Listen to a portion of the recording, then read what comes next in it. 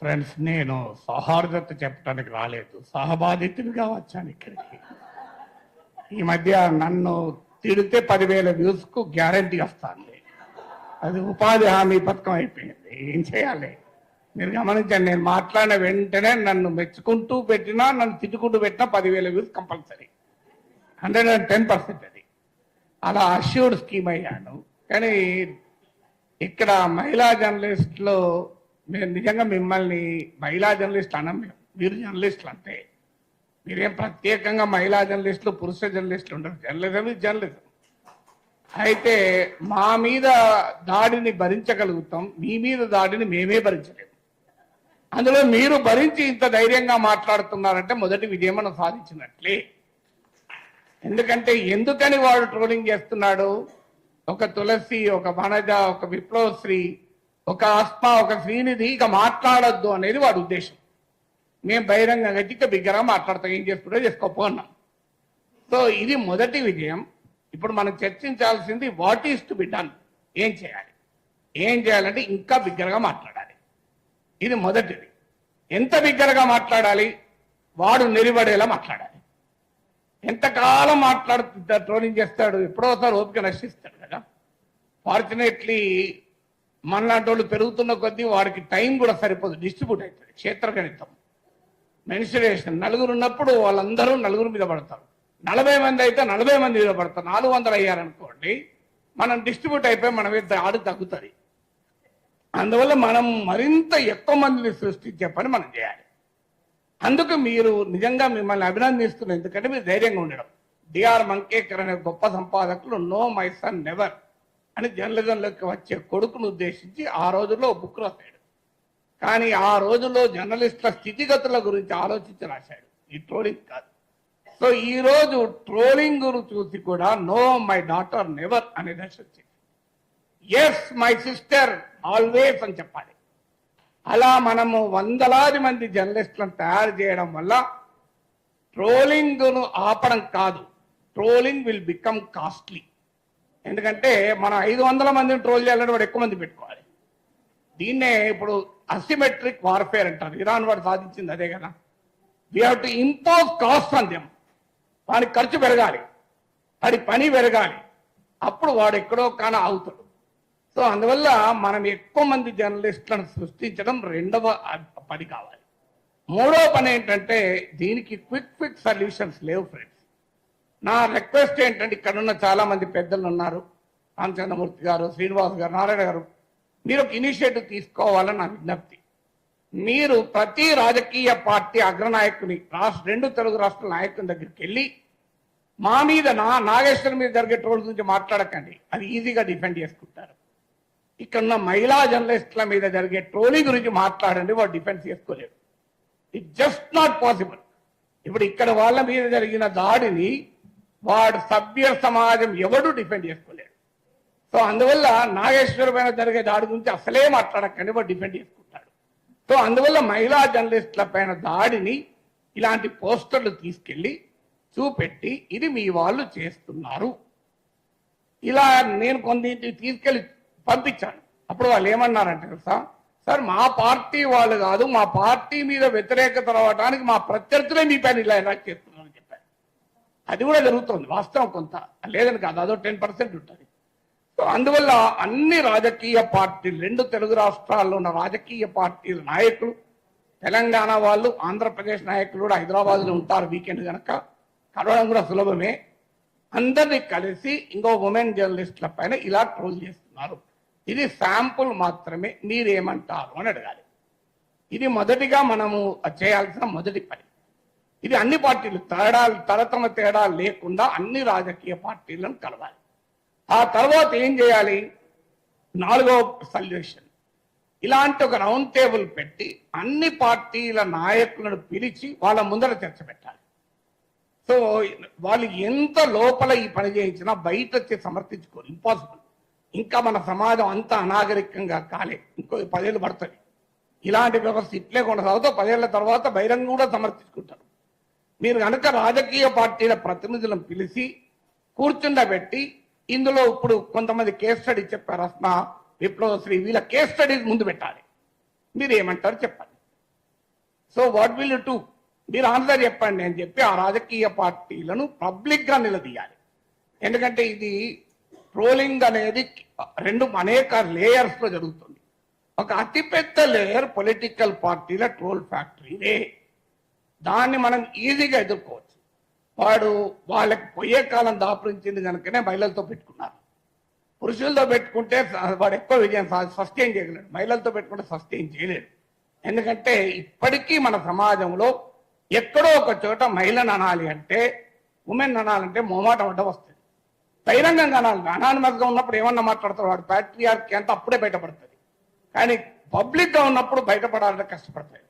Private గా ఉన్నప్పుడు వాడి ప్యాట్రియార్కీ బయటపడుతుంది, వాడి కులపిచ్చి బయటపడుతుంది, అన్ని బయటపడుతుంది. కానీ పబ్లిక్ గా ఉన్నప్పుడు అవన్నీ దాచుకొని నటిస్తాడు కనుక ఆ నట సార్వభౌములుగా అవతారం ఎత్తిన సమయంలో వాళ్ళు నిలదీయాలి. మీరు ఏం చెప్తారు చెప్పండి, ఇంకో ఇలా ట్రోల్ చేస్తున్నారు. అది నెక్స్ట్. తర్వాత లీగల్ బ్యాటిల్ నాకు పెద్దగా నమ్మకం లేదు. ఎందుకంటే నేను 2023లో కేసు పెట్టాను. ఇప్పటికీ కేసు ఏమీ కాలే. నా సమయం వృధా అవుతుంది. అందువల్ల ఆ కేసుల వల్ల ఏమీ ప్రయోజనం లేదు. నేను పోతే ఏమన్నారు కదా, ముఖ్యమంత్రి పైన ట్రోలింగ్ ఉన్నది సార్, మిమ్మల్ని ఏం చెప్తారు. సో అందువల్ల ఐ హావ్ నో బిలీఫ్. చెయ్యొద్దని అంటలేను, కానీ ఐ హావ్ నో బిలీఫ్. ఇంకోటి చెప్తాను. ఈ మధ్య నా గురించి 2 టీవీ ఛానల్ పెద్ద డిబేట్లు పెట్టి, సో ఆన్లైన్ లో సోషల్ మీడియాలో ఎంత బూతులు తిడతారో టీవీలో కూడా బూతులు తిట్టారు. ఇంకా దారుణం. 2 టీవీ ఛానళ్ళు. ఒక టీవీ ఛానల్లో యాంకర్ ఆపాడు, ఇంకో టీవీ ఛానల్ యాంకర్ ప్రోత్సహించాడు. ఆ టీవీ ఛానల్ యజమానికి నేను ఫోన్ చేసింది. ఎందుకంటే ఈ మధ్య నా మీద 20 నిమిషాలు మాట్లాడాడు. 20 నిమిషాలు ఆయన పాపులర్ కామెంటరీలో నా గురించే మాట్లాడాడు, దేశంలో ఏ సమస్య లేనట్టు. నేను ఫోన్ చేసి అడిగాను, నువ్వు అద్భుతంగా విశ్లేషణ చేశావు, కానీ ఒక్క మాట అయినా ఇంత నీచంగా నాగేశ్వరన్ తప్పని అనే ధైర్యం ఎందుకు చేయలేకపోయావు అన్నా. పోనీ నీవు కేసులు పెట్టినందుకు రైట్ అని చెప్పుకునే ధైర్యం ఎందుకు చేయలేకపోయావు చెప్పండి అన్నా. తప్ప నువ్వు అన్న ధైర్యం చేయాలి, పోనీ రైట్ అన్న ధైర్యం చేయాలి, నాకు అభ్యంతరం లేదు. అంటే ఆ కేసులతో ఏమవుతుంది, నా మీద కూడా ట్రోలింగ్ జరుగుతుంది అంటాడు. సో అందువల్ల దయచేసి ఇక్కడున్న జర్నలిజం పెద్దలకు నా విజ్ఞప్తి ఏంటంటే, ఇది ఆన్లైన్ మీడియా కాదు, మెయిన్ స్ట్రీమ్ మీడియాలో కూడా అతి నీచంగా నా పైన 1 hour డిబేట్ పెట్టి చర్చించారు. So can you imagine, main stream debate లో నీచంగా వ్యక్తిగతంగా మాట్లాడారు, కానీ దాన్ని ప్రోత్సహించినారు ఆ టీవీ ఛానల్స్. సో ఈ ధోరణి నాతో మొదలైంది. మీరు చూడండి, భవిష్యత్తులో ఈ టీవీ ఛానళ్లు కూడా ఆ ట్రోల్ ఆర్మీల ఎక్స్టెన్షన్లే. మనందరికీ తెలుసు ఈ ట్రోల్ ఆర్మీలను ఏ రాజకీయ పార్టీలు పోషిస్తున్నాయో ఆ టీవీ ఛానళ్లను కూడా అవే రాజకీయ పార్టీలు పోషిస్తుంది. ఇందులో అనుమానం లేదు. అందువల్ల వాళ్ళు కూడా అదే పని చేస్తున్నారు. అందువల్ల వారి యాజమాన్యాలపైన కూడా ఒత్తిడి తేవాలి. మీరు డిబేట్ పెట్టండి, ఎవరన్నా మేమన్న మాటలు ఖండిస్తూ నువ్వు ఇది ఎంతన్నా డిబేట్ పెట్టండి. కానీ మీకు ఎవరిచ్చారు అధికారం నీచంగా వ్యక్తిగతంగా మాట్లాడటానికి? కనీసం ఆ డీసెన్సీ అన్న టీవీ ఛానల్ పాటించాలి కదా, అట్లీస్ట్ మెయిన్ స్ట్రీమ్ మీడియా అన్న పాటించాలి కదా. పోనీ ఆన్లైన్ అంటే అనానిమస్, వాడు ఎవడో తెలియదు, కానీ టీవీ ఛానల్ తెలుసు కదా మనకు. వాళ్ళు నాతో కూడా డిబేట్లు పెట్టిన యాంకర్లే కదా. మళ్ళీ విచిత్రం ఏంటంటే, మరి ఎలా మాట్లాడాలి? వాళ్ళు రాజకీయ పార్టీ అధికార ప్రతినిధులను పిలిపించి ఆ అధికార ప్రతినిధుల చేత నీచంగా తిట్టిస్తున్నారే. ఈ టీవీ ఛానల్ కన్నా సిగ్గుండాలి కదా. సో ఎందుకు ఈ మాట చెప్తున్నా అంటే, మెయిన్ స్ట్రీమ్ మీడియాలో కూడా ఈ ట్రోలింగ్ ఎగబాకుతోంది. ఈ ధోరణి రాబోయే కాలంలో మరింత ప్రమాదకరంగా మారుతుంది. ఎందుకంటే ఇక నెక్స్ట్ ఏం చేయాలి, ఇవన్నీ మనం what is to be done అనే దాంట్లో ఏం చేయాలి అంటే, సమాజానికి sunlight is the best disinfectant అన్న సుప్రీంకోర్టు. అంటే మనం ఇంకా ఎక్కువ మాట్లాడడం వల్ల మాత్రమే. ఓ తత్వవేత్త అంటాడు, నిలబడితే నీవు నిలబడితే వాడు నిలబడతాడు, నీవు భయపడితే వాడు నిన్ను తరిమి కొడతాడు, నీవే తిరగబడితే వాడే పారిపోతాడు అని. అందువల్ల మనం తిరగబడమే ఒక పరిష్కారం. ఇంకొక రక్షణ కూడా చెప్తాను. నేను తులసి గారికి కూడా చెప్పాను రోజు, అమ్మా నువ్వు ట్రోల్స్ ఎదుర్కొనే ఒకటే పద్ధతి, విస్తారమైన సమాజాన్ని మనం వెనకాల నడిపించుకోవడమే. దానికి పరిష్కారం ఏంటంటే, శత్రువు మనని కొడితే ప్రజలకు తాకాలి, మనము శత్రువును కొట్టితే కూడా వారి వెనకాలన్న ప్రజలను స్పందించేలా చేయాలి. అందువల్ల ప్రజా సమస్యల పైన మరింత ఎక్కువగా మాట్లాడితే వద్దన్నా వాళ్ళే మనకు రక్షణకు వస్తారు.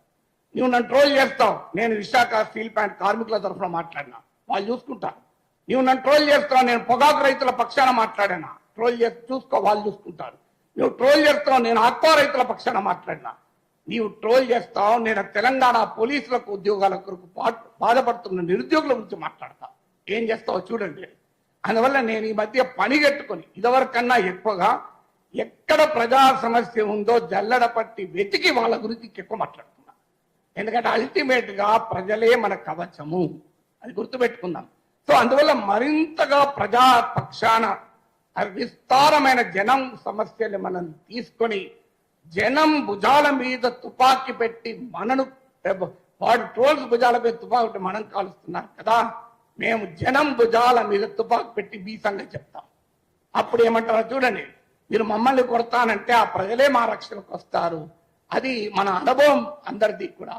అందువల్ల ఇలా మనం ఆలోచించాల్సింది ఏంటంటే తత్వవేత్తలు సమాజాన్ని పరిపరి విధాలు నిర్వచించారు. ఈ ట్రోలింగ్ గురించి 100 రకాలుగా చెప్పగలిగే సామర్థ్యం ఉన్నవాళ్ళు, అనుభవం ఉన్నవాళ్ళు ఇక్కడ చాలా మంది ఉన్నారు. Let us find a solution. అందువల్ల కొన్ని సొల్యూషన్, ఎవరి దగ్గర పర్మనెంట్ సొల్యూషన్ లేదు. సుప్రీంకోర్టు మాట అంటది, హేట్ కు పరిష్కారం ఏంటంటే ఫ్రెటర్నిటీ అమంగ్ సిటిజన్స్ అని సుప్రీంకోర్టు తీర్పులో చెప్పింది. ఇవాళ మీరు పెట్టింది సరిగ్గా అదే పని. Fraternity among fellow journalist will always be a solution. అందువల్ల నా అపీల్ ఏంటంటే హైదరాబాద్ ప్రెస్ క్లబ్ నా అపీల్, మీరు ఇనిషియేటివ్ తీసుకొని రాజకీయ పార్టీల నాయకుల్ని ప్రముఖుల్ని పిలిచి, వాళ్ళు ఏదో బచ్చగాలను పంపిస్తారు, అలా కాకుండా పెద్దవాళ్ళను పిలిపించి ఈ ఉమెన్ జర్నలిస్టులు పడ్డ కష్టాలను వాళ్ళ ముందు పెట్టి మీరు ఏం మాట్లాడతారో చెప్పండి అని నిలదీద్దాం. కనీసం పబ్లిక్ షేమింగ్ చేస్తానన్న రాజకీయ పార్టీలే కాదు, మీరు ఆ సాంస్కృతిక సంఘటనలే కావచ్చు, సామాజిక సంఘాలే కావచ్చు, వారి సైన్యం ఎవరి సైన్యం అయితే దుర్మార్గం చేస్తుందో ఆ సైన్యాధిపతులను పిలిపించి సభ్య సమాజం ముందు ఎక్స్పోజ్ చేద్దాం, ఇంకొన్ని ఆలోచనలు చేద్దాం. ఇది ఇస్ ఓన్లీ ఏ బిగినింగ్. నా రిక్వెస్ట్ ఏంటంటే ఈ యుద్ధంలో మనం పొరపాటున కూడా భాష మారద్దు, మాట మారద్దు. మనను ఎదుటివాడిని నుంచి దూరం చేసే, ఏలియనేట్ చేసే ప్రయత్నాలు కూడా జరుగుతాయి. వాటి మధ్య అప్రమత్తంగా ఉంటూ ఈ ధర్మ పోరాటం అంటే రాంగ్ మీనింగ్లు వస్తాయి. ఈ ధర్మ యుద్ధాన్ని మనం మొదలు పెడదాం. ఖచ్చితంగా మీ వెంటాల మేముంటాం.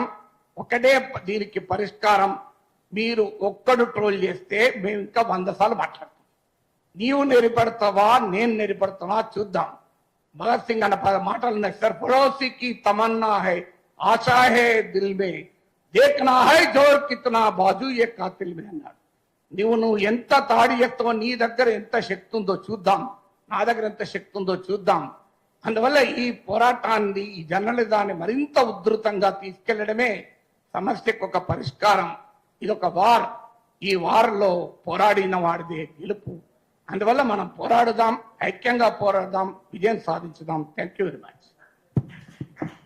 Thank you sir.